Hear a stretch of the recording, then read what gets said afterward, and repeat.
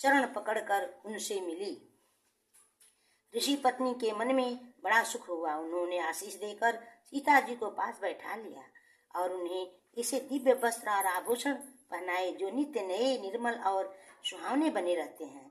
फिर ऋषि पत्नी उनके बहाने मधुर और कोमल वाणी से स्त्रियों के कुछ धर्म बखान कर कहने लगी। हे राजकुमारी, सुनिए, माता पिता भाई सभी हित करने वाले हैं, परंतु ये सब एक सीमा तक ही सुख देने वाले हैं। परंतु हे जानकी, पति तो मोक्ष रूप असीम सुख देने वाला है। वह स्त्री अधम है जो ऐसे पति की सेवा नहीं करती। धैर्य, धर्म, मित्र और स्त्री, इन चारों की विपत्ति के समय ही परीक्षा होती है। वृद्ध, रोगी, मूर्ख, निर्धन, अंधा, बहरा, क्रोधी और अत्यंत ही दीन, ऐसे ही पति का अपमान करने से स्त्री यमपुर में भांत भांत के दुख पाती हैं। शरीर, वचन और मन से पति के चरणों में प्रेम करना स्त्री के लिए बस एक ही धर्म है, एक ही व्रत है और एक ही नियम है। जगत में 4 प्रकार की पतिव्रताएं हैं। वेद, पुराण और संत सब ऐसा कहते हैं कि उत्तम श्रेणी की पतिव्रता के मन में ऐसा भाव बसा रहता है कि जगत में मेरे पति को छोड़कर दूसरा पुरुष स्वप्न में भी नहीं है। मध्यम श्रेणी की पतिव्रता पराये पति को कैसे देखती है, जैसे वह अपना सगा भाई, पिता या पुत्र हो, अर्थात समान अवस्था वाले को वह भाई के रूप में देखती हैं, बड़े को पिता के रूप में और छोटे को पुत्र के रूप में देखती हैं। जो धर्म को विचार कर और अपने कुल की मर्यादा समझकर बची रहती हैं, वह निकृष्ट निम्न श्रेणी की स्त्री है, जो ऐसा वेद कहते हैं। जो स्त्री मौका न मिलने से या भयवश पतिव्रता बनी रहती हैं, जगत में उसे अधम स्त्री जानना।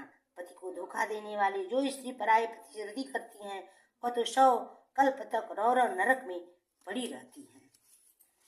हे सीता, क्षण भर के सुख के लिए जो स्त्री 100 करोड़ असंख्य जन्मों से दुखों को नहीं समझती, उसके समान दुष्टा कौन होगी। जो स्त्री छल छोड़कर पतिव्रत धर्म को ग्रहण करती है, वह बिना ही परिश्रम परम गति को प्राप्त करती हैं।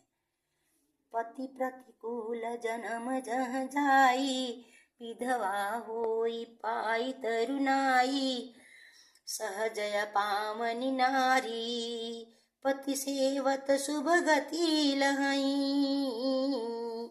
जशु गावत श्रुति चारी, अजहु तुलसी का हरि प्रिय, सुनु सीता तब नाम, सुमिरी नारी पति व्रत करही, तो ही प्राण प्रिय राम, कहीं कथा संसार हित। किंतु जो पति के प्रतिकूल चलती है, वह जहाँ भी जाकर जन्म लेती है, वहीं पर जवानी पाकर भरी जवानी में विधवा हो जाती है।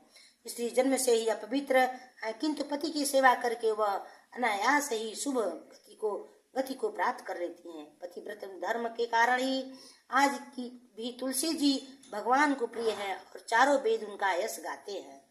हे सीता, सुनो, तुम्हारा तो नाम ही ले लेकर स्त्रियां पतिव्रत धर्म का पालन करेंगी।